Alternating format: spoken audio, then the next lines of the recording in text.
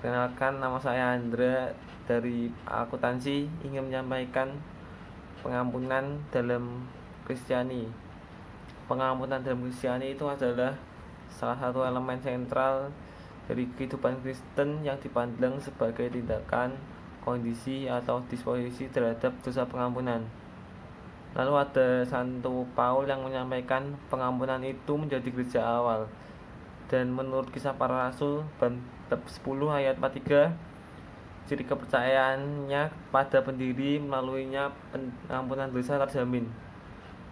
Lalu ada kata Yunani yang bernama apimi yang mempunyai arti untuk memaafkan.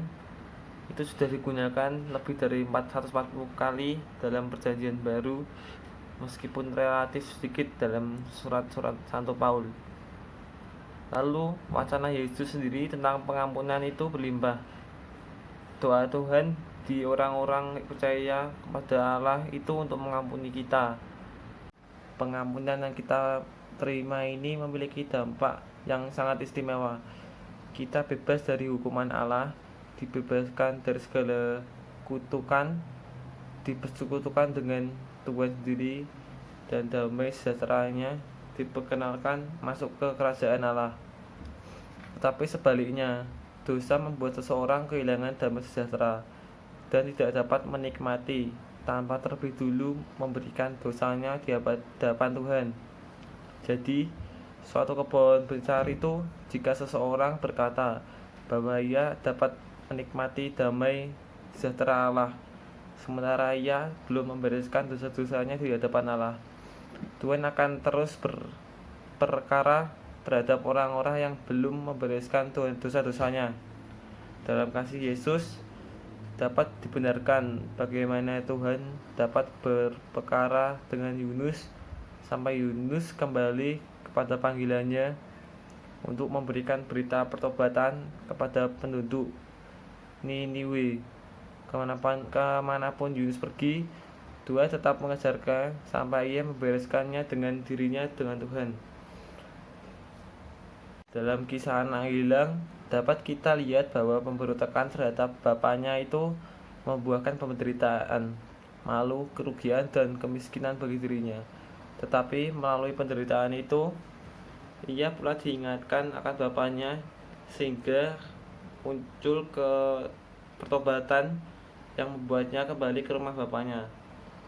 Dengan demikian, kita tahu bahwa penderitaan memang dapat menjadikan Allah sebagai alat untuk menguji kita, tetapi dapat juga digunakannya untuk mendisiplinkan orang yang tidak mau dibereskan dirinya di hadapannya, sehingga akhirnya mereka dapat disadarkan dan kembali kepadanya. Dosa membuat seseorang kehilangan damai sejahtera dan tidak dapat menikmati hidup. Lalu ada ayat tentang pengampunan dosa dari ayat Matius bab 18 ayat 21 sampai 22 yang isinya, kemudian datanglah Petrus dan berkata kepada Yesus, katanya, Tuhan, sampai berapa kali aku harus mengampuni saudaraku jika ia berbuat dosa terhadap aku? Sampai 7 kali. Yesus berkata kepadanya, bukan, aku berkata kepadamu, bukan sampai 7 kali, melainkan sampai 77 kali. Mengapa dalam agama Kristen itu pengampunan sangat penting? Pengampunan menjadi inti dari imam Kristen dan juru selamat kita memberikan pengampunan. Bahkan menjelang kematiannya di kayu salib, Yesus mengasihi orang-orang yang telah melakukannya di kayu salib dan memohon agar Bapaknya mengampuni mereka. Tuhan Yesus tidak mendendam kepahitan atau kemarahan, melainkan menunjukkan anugerah dan kasih-Nya kepada mereka yang telah menyakitinya. Inilah waktu yang tepat untuk memikirkan di hadapan Tuhan siapa saja yang mungkin membutuhkan pengampunan dari kita. Kita ingin meneladani Yesus dengan meneruskan kasih-Nya kepada orang yang telah menyakiti kita.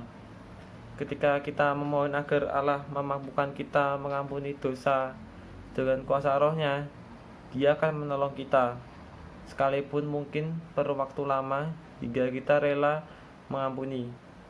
Ketika kita melakukannya, kita pun terlepas dari sikap tidak mau mengampuni yang selama ini membelenggu kita.